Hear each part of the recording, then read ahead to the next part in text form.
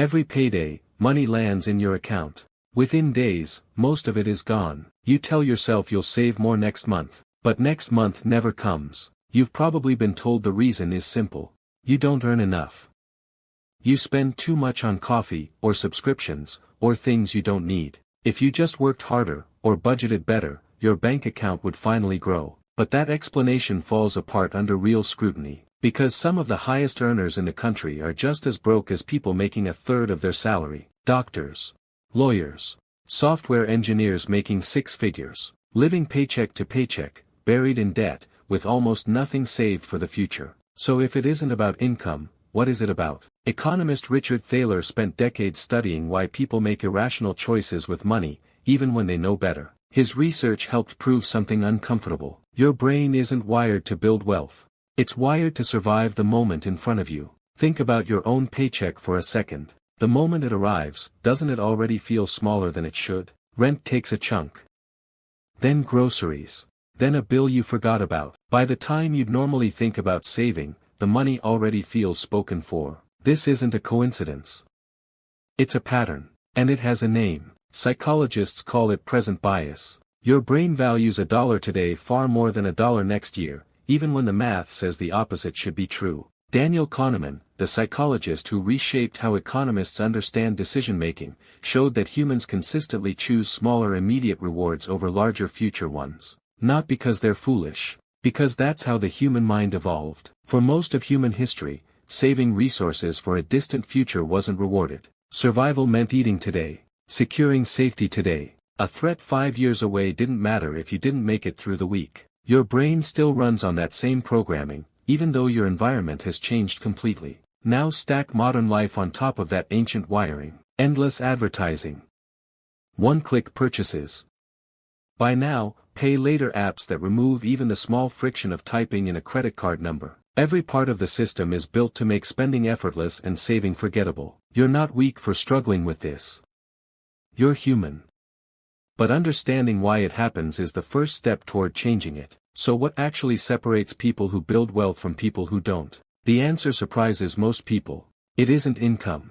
It isn't intelligence. It isn't even luck, though luck plays a role. It's the ability to make your future self as real to you as your present self. Researchers have run experiments where people are shown digitally aged photos of themselves before making financial decisions. When people see their future face, they save more. Not because their income changed, because their future suddenly felt real instead of abstract. This connects to something called the marshmallow experiment, one of the most famous psychology studies ever conducted. Children were offered 1 marshmallow now, or 2 marshmallows if they waited 15 minutes. The children who waited tended to have better outcomes years later, in areas ranging from academics to financial stability. The experiment wasn't really about marshmallows. It was about the ability to trade a smaller reward now for a larger one later. That same skill, delayed gratification, is the invisible foundation underneath almost every wealthy household in America. Here's where it gets more interesting. Wealthy people aren't necessarily better at resisting temptation through willpower. They've usually just removed the decision entirely. Automatic transfers. Automatic investing. Automatic contributions to retirement accounts before the money ever touches a checking account. They've engineered their environment so that building wealth doesn't require constant self-control. It just requires a system running quietly in the background. Investor Benjamin Graham, the man who taught Warren Buffett how to think about markets, built his entire philosophy around removing emotion from financial decisions. Not because emotion is bad. Because emotion, left unmanaged, consistently leads people to buy high out of excitement and sell low out of fear. The people who build wealth aren't smarter than everyone else. They've simply built systems that protect them from their own impulses. Now here's the counterintuitive twist most people never hear. The amount of money you make matters far less than what percentage of it you keep and grow. A person earning $60,000 a year who invests 15% consistently will often out-accumulate a person earning $200,000 who invests nothing, simply because compounding rewards time, not income. Economist Eugene Fama's research on market behavior, known as the efficient market hypothesis, showed that consistently beating the market through clever picking is extraordinarily rare, even for professionals. But you don't need to beat the market to build wealth. You need to participate in it, consistently, for a long period of time, and let compounding do the heavy lifting. This is where the Trinity study becomes relevant. Researchers examined decades of market data to determine how much someone could safely withdraw from an investment portfolio each year without running out of money. Their findings became one of the foundations of modern retirement planning. The core lesson wasn't about picking winning stocks. It was about consistency, patience, and staying invested through market ups and downs. So why don't more people do this? If the math is this clear, why does the gap between wealthy households and everyone else keep widening? Because knowing what to do and actually doing it are two completely different problems. You can know that saving matters. You can know that compounding works. And still swipe your card on something you don't need, because the reward is immediate and the cost feels distant. This is the real reason 90% of Americans struggle to build lasting wealth. It isn't a lack of information. Financial advice is everywhere. It's the gap between knowing and doing, a gap that only closes when systems replace willpower.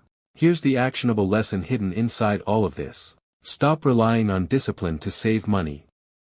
Discipline is a limited resource, and it runs out faster than you think, especially after a long day of decisions at work. Instead, automate the decision before your present self ever gets a vote. Set up automatic transfers the day your paycheck arrives. Contribute to a retirement account before you see the money in checking. Make building wealth the default, not the effort. Consider what happens when you invest even a small amount consistently. $10 a day, invested with average market returns over several decades, can grow into a substantial sum, not because $10 is impressive on its own, but because time turns small consistent actions into massive outcomes. The money isn't the hero of this story, time is.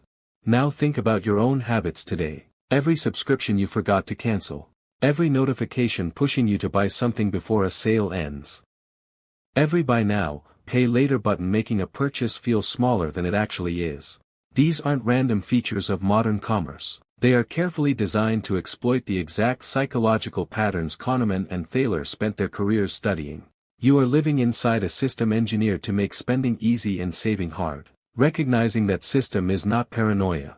It's awareness. And awareness is the first tool you have to fight back. The people who build wealth in this country are rarely the ones who earn the most. They're the ones who understood, earlier than everyone else, that willpower fails and systems win. They automated what they could. They stayed invested when fear told them to sell. They let boring, consistent decisions compound quietly over decades while everyone else waited for the perfect moment that never comes. There is no perfect moment. There is only the next paycheck, and the choice of what happens to it before your present self gets the chance to spend it. Every payday, money will land in your account again. This time, the question isn't whether it will disappear. It's whether you'll let your future self, not your present impulses, decide where it goes first.